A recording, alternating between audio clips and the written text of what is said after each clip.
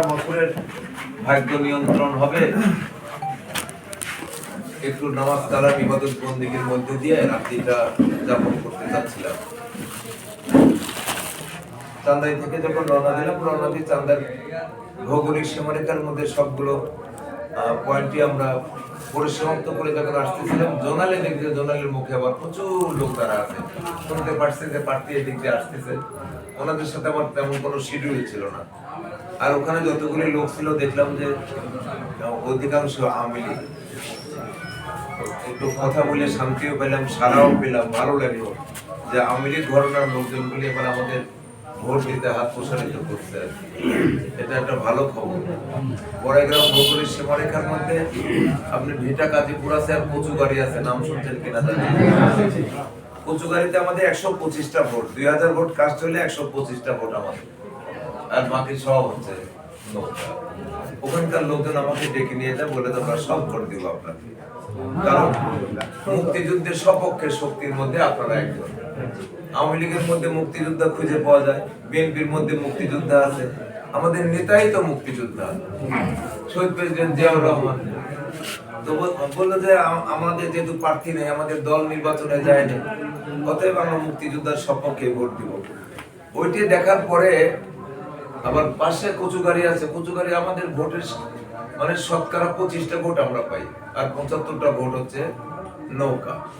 ওরা আবার গত রাত্রির আগা রাত্রিতে হঠাৎ করে সিদ্ধান্ত নিয়ে বিশাল মহবা গোটা গ্রামের লোক করছে, একজন লোকও বাকি নেই, সব এক বাক্যে যে আমরা শতভাগ ভোট দিব হচ্ছে ধানের শেষে। এই অভূতপূর্ব দৃশ্য এইবারই সম্ভব দেখলাম। বিগত 12টা নির্বাচন হয়ে গেছে, আর এবার তো 13তম নির্বাচন। 12টা নির্বাচন হচ্ছে আওয়ামী লীগের নেতা কর্মীরা আওয়ামী লীগের লোকজন নিয়ে মিটিং মিছিল পথসভা জনসভা করছে, আর বিএনপির লোক বিএনপির সমর্থনের লোকজন নিয়ে করছে। কিন্তু এবার বিএনপির জনসভায় আওয়ামী লীগও আছে, বিএনপিও। এটা মনে করি যে আমরা সৌভাগ্যবান। এই কারণে জামাত সংখ্যা তো খুব একটা বেশি না। বাংলাদেশ যখন স্বাধীন হয় 99% মানুষ ছিলাম আমরা এক কাতারে, আর হাতে গোনা কয়েকজন ছিল জামাত। এই জামাতরা হাতে গোনা এক পাতিল দুধের মধ্যে এক ফোঁটা গোটা না দিলে পারে তো দুধটা নষ্ট হয়ে যায়।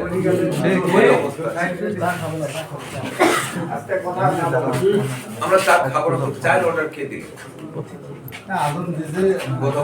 চা নিয়ে আসে পরিবেশ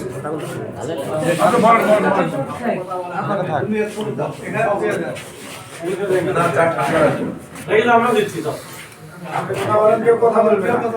তো দেখেন সেই সময় 1% লোক যদি আমাদের সাথে থাকতো, গোটা বাংলাদেশের মানুষ যদি এক কাতারে যেত, এক কাতারে যাওয়ার কথাই তো ছিল, কারণ এটা তো দেশের বিষয়, স্বাধীনতার বিষয়। তো একটা মানুষও বাইরে যাওয়ার কথা না, কিন্তু ওই বেঈমানের দল হানাদার বাহিনীর সাথে হাত মিলালো।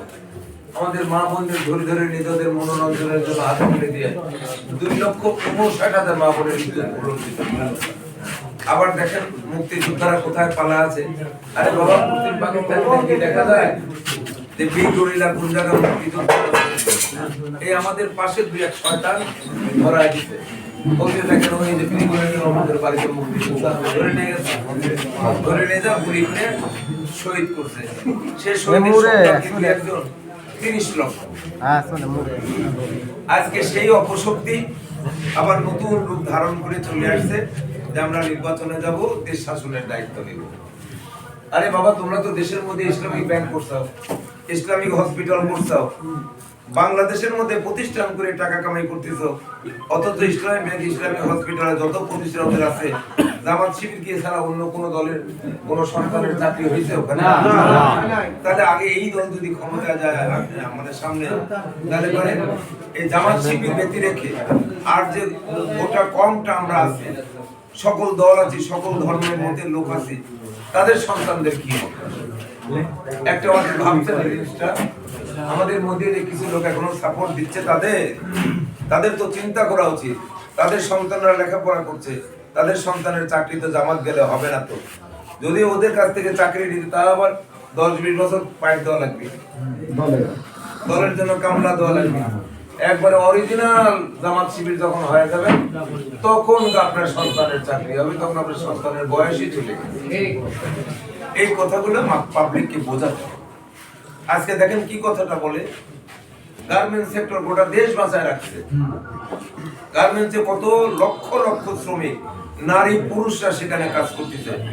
বাবা প্যারালাইজড হয়ে ঘরের কোনায় পড়ে আছে, মেয়ে দৌড়াতে দৌড়াতে চলে গেছে গার্মেন্টসে, ওখান থেকে টাকা কামাই করে বাড়ি পাঠাচ্ছে, মা আর বাবা বসে খাচ্ছে। ওই মেয়েটা যদি গার্মেন্টসে চাকরি না করতো তাহলে তার পরিবারই তো চলতো না। আর ওরা কি বলতেছে, যেসব মেয়েরা কর্মের তাগিদে বাহিরে যায় তারা নাকি বেশি। এটা কি বলা যায়? এটা বলা যায় না, বলে শুধু শয়তানেরা। শয়তানেরা বলে। আরে বাবা, তুমি জান্নাত দেওয়ার মালিক কি তুমি? আল্লাহ। কিয়ামতের মাঠে 2,24,000 মতান্তরে 1,24,000 নবী রাসূল, আমাদের নবী ছাড়া সব ইয়ানাফসি ইয়ানাফসি নবীর নাম তালিকা, তারপরে ওরা নিশ্চিত না জান্নাত পাবো কি পাবো। ইয়ানাফসি আল্লাহ বান্দা আল্লাহ বান্দা, ওরা অনুসারী আল্লাহ বলতে আমাদের বাঁচা আমাদের তোমাদের নবী রাখবো তোমার উম্মত, আমার নিজের বাঁচা ভাই। ইয়ানাফসি ইয়ানাফসি বলে, আর এই শয়তানরা বলে যে তোমাদের জান্নাত দিতে আল্লাহ তো সব গুনাহ, কিন্তু শিরকের গুনাহ কি মাফ করবেন? না। এই কথাগুলো আমাদের বোঝাতে হবে সাধারণ পাবলিককে। বোঝালে আপনি ম্যাক্সিমাম মানুষের মনে হয় এক কাতারে চলে আসছে। এবার আল্লাহ যদি সহিহ সালামতে নির্বাচনটা পারে দেয়, আমার মন বলছে, প্রাণ বলছে ভোটের ব্যবধান বেশুমার, একবার বেশুমার ব্যবধান। কারণ ওরা আমি যে প্রতিটা জায়গা জায়গা চাঁদ দিতে গেলাম, এক ওয়ার্ডের লোক কিন্তু আর এক ওয়ার্ডে যাচ্ছে, ওই ওয়ার্ডের লোকজন একত্রিত করে ওরা বসে আছে, শয়ে শয়ে মানুষ। আমি ওখানে যাচ্ছি, মিছিল করতেছে, স্লোগান দিচ্ছে, আমার সাথে করে নিয়ে আবার মিছিল করতেছে। কিন্তু জামাতের লোক যদি আসে, জামাতের নেতারা যদি ক্যানভাস করতে যায়, কোন ওয়ার্ড থেকে 50টা লোক জড়ো করে কি করে? কত না না সম্ভব না। আরে ওরা এই গ্রামে ওই গ্রামে 10 জন হচ্ছে, তাহলে গোটা ইউনিয়নের লোক দেখে নিয়ে এরা ফটোসভা করে। এই কারণে এখানে ভয় পাওয়ার কোনো কারণ নেই। আওয়ামী লীগের অধিকাংশ মানুষ, তাদের হাইকমান্ড থেকে সিদ্ধান্ত হয়ে গেছে যে আমরা বিএনপি ভোট দিতে পারি, কিন্তু স্বাধীনতা বিরোধী শক্তিকে আমরা ভোট দিতে পারি না। হিন্দু সম্প্রদায় তাদের ভোট দিবে না। হিন্দুর মহিলারা বলতে দেখি আমরা ভোট দিয়ে বোরকা পরবো না, এই কথাই বলতেছে। আমি সেদিনকে ইয়েতে গেছিলাম, সিঁদুরেতে ইয়ে হলো, কীর্তন হলো, ওখানে গেছিলাম, সব হাত তুলে স্বতঃস্ফূর্ত ভাবে আমরা একটা ভোটও বাহিরে দিব না, সব ধানের শীষে। তো এই হচ্ছে কাহিনী। পরিস্থিতি অত্যন্ত ভালো। আর কয়েকটা দিন আছে, একটু কষ্ট করা লাগবে। বড় কিছু পেতে হলে তো কষ্ট করাই লাগবে নাকি? কোনো কিছুই ঘরে বসে থেকে অর্জন করা যায় না। আজকে ধানের শীষের প্রতীক পাইছি আমি, আমার চেয়ে কত যোগ্য লোক গোদাসপুর পরে গ্রামের মধ্যে আছে, ওদেরই পাওয়ার কথা, কিন্তু আমাদের শ্রম বেশি আছে। আমি এই দলের জন্য শ্রম, শরীরের রক্ত ঝরা, শরীরের ঘাম ঝরা, মৃত্যুর মুখোমুখি হওয়া, যার কারণে আমি পরিশ্রম করছি, আমি পারিশ্রমিক পাইছি। তা আপনারা এই নির্বাচনে যদি পরিশ্রম করেন, তাহলে দেখবেন 12 তারিখে আপনারা পরিশ্রমের ফসল আপনার ঘরে তুলবেন। আপনাদের কাছে বিনীত নিবেদন করবো, 7-8টা দিন, 8টা দিনও তো নাই, আজকে 3 তারিখ গেল না, 6 দিন আছে। 6 দিন দেখতে দেখতেই চলে যাবে। এই 6টা দিন অন্তত রাতে দিনে একটু কষ্ট করে সামনে 5টা বছর যদি একটু ভালো থাকা যায়, যে আমাদের দল ক্ষমতায় যাবে, আমাদের হাতে তৈরি করা একটা বটবৃক্ষ, এই বটবৃক্ষের নিচে ছায়া নিয়ে থাকতে পারবো। আপনারা যদি আমাকে এই জায়গা যদি আপনারা খেটে খুঁটে যদি এমপি নির্বাচিত করেন, একটা আত্মবিশ্বাস তো থাকবে যে চারা গাছটা আমরা লাগাইছিলাম, পরিচর্যা করে বটবৃক্ষ তৈরি করছি, তাহলে এই ছায়াতে আমরা কেন থাকবো? আমি যদি বের করেও দেই না, আপনারা অধিকার নিয়ে দাবি নিয়ে ওখানে আসতে পারবেন। এই বটবৃক্ষের ছায়া কিন্তু আমাদের হকদার। এমপি সাহেব আমাদের বের করে দেওয়ার ক্ষমতা আপনার কিন্তু নাই। এটা বলা যাবে তো নাকি? আর আওয়ামী লীগের ভাইদের যদি 2-1 থাকে, আমি বলি আওয়ামী লীগের ভাইরা এই সুযোগে আপনাদের এই মুহূর্তে আপনাদের আমার কাছে নিয়ে আসা আমাদের খুব প্রয়োজন, কারণ আমাদের ভোট দরকার। আবার কিন্তু আপনাদেরও কিন্তু আমাদের কাছে আসা কিন্তু প্রয়োজন, কারণ 17 বছর দুর্দিনে থেকেছি, আপনাদের দুর্দিন কেবল শুরু হয়ে গেছে। তাহলে এই দুর্দিনে দুঃসময় যদি এই ভোটের উছিলায় যদি আমাদের পাখার তলে আপনারা আসেন, আমাদের নেতা কর্মীরা যদি কোনো সময় চোখ রাঙায় কথা বলে, এই তুমি আওয়ামী লীগ করো, এটা সেটা হাবি যাবি, বলতে তো পারবেন, এই মেয়ে আজিজ চেয়ারম্যান এমপি খালি তোমরা বানাইছো নাকি? আমরাও তো বানাইছি। তাহলে অধিকার তো আমাদেরও তো আছে। তারেক রহমানকে প্রধানমন্ত্রী হয়েছে খালি কি বিএনপির ভোটে হয়েছে নাকি? আমরা ভোট দিছি জন্য তারেক রহমান প্রধানমন্ত্রী হয়েছে। অধিকার নিয়ে, দাবি নিয়ে আপনি এই কথাটা বলতে পারেন।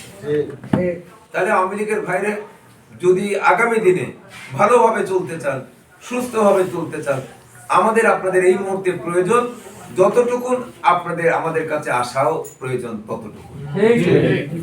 আপনারা আসলে পরে আপনাদের আমরা ওয়েলকাম জানাবো। আমার বিএনপি নেতা কর্মীরা যে নিরাপত্তার মধ্যে থাকবে, আপনাদেরকেও আমরা সেই নিরাপত্তার চাদরেই ঢেকে রাখবো। তো সবাই ভালো থাকবেন। আজকে সবাই বরাতের সময় অনেকটা অতিবাহিত। আমরা রাজশাহী বিভাগে